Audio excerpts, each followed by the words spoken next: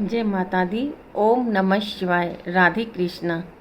कल पुरुषोत्तम मास पूरा हो गया और अभी सावन का महीना तो चलेगा 30 तारीख तक। तो अभी तो हम पुरुषोत्तम मास की कथा सुना रहे थे, लेकिन अब सोच रहे हैं कि और वास्तु किया कुछ ना कुछ हम कथा कहानी भगवान की बताते रहेंगे, जानकारी की।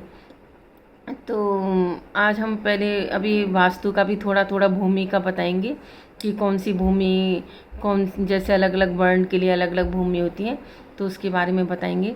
तो वास्तु के बारे में बताने से पहले हम वास्तु की उत्पत्ति कैसे हुई इसके बारे में एक छोटी सी कथा आती है, वह बताना चाहती हूँ।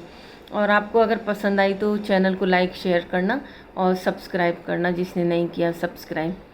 तो वास्तु पुरुष के बारे में एक छोटी सी कथा है कि एक बार भगवान शिव का अंधकासुर के साथ भयंकर युद्ध हुआ। बहुत हजारों वर्षों तक वह युद्ध चलता रहा। तो भगवान को थकान से कुछ बूंदें पसीने की पृथ्वी पर गिरी। जैसी पृथ्वी पर वह बूंदें भगवान शिव की पड़ी पसीने की, तभी वहाँ एक बहुत विशाल पुरुष की उत्पत्ति हुई और उसने देखते देखते बहुत बड़ा शरीर धारण किया और पूरी पृथ्वी को ढक लिया। और भगवान शिव तो अंधकासुर को मार के चले गए, लेकिन जब वास्तु पुरुष उत्पन्न हुआ तो देवता और दैत्य दोनों उसको देखकर डरने लगे और वह डर के भगवान शिव के पास आए। भगवान शिव बोले, अभी तो मैं अंधकासुर को मार के आया हूँ और ये लोग क्यों भयभीत हो रहे हैं, क्या बात है। तो देवताओं ने बताया कि प्रभु इस तरह से जो आपके पसीने की बूंद पृथ्वी पर गिरी थी, तो उससे एक अजीब सा प्राणी उत्पन्न हुआ है और वो स्वर्गलोक के ऊपर उठा जा रहा है, तो क्या करना चाहिए।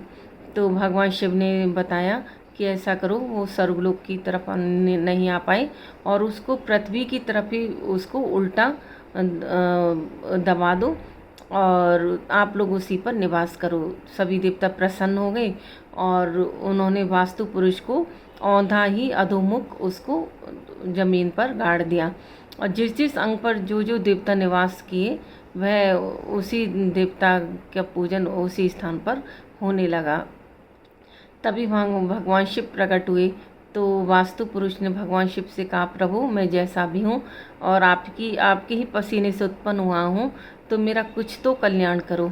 भगवान शिव ने कहा कि अब तुम पूरी पृथ्वी पर, तुमने ढके हुए तुम पृथ्वी पर हो और जब भी कोई धरती पे कोई भी निर्माण करेगा, घर का, फैक्ट्री का, तो सबसे पहले तुम्हारी पूजा होगी और जो भी तुम्हारा पूजन नहीं करेगा तो वो ज़मीन, वो जगह उसके लिए कष्टप्रद रहेगी।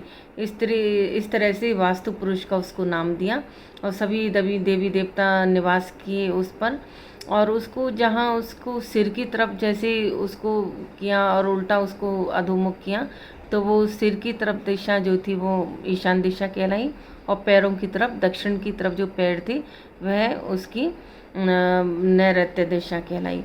तो इसी तरह ईशान दिशा का भगवान का जो मंदिर होता है ईशान दिशा की तरफ होता है और तब से वास्तु पूजन प्रारंभ हुआ है, क्योंकि पूरी धरती माता पे वास्तु पुरुष निवास करते हैं, इसलिए वास्तु पूजन पहले माना गया है। बोलो वास्तु पुरुष भगवान की जय।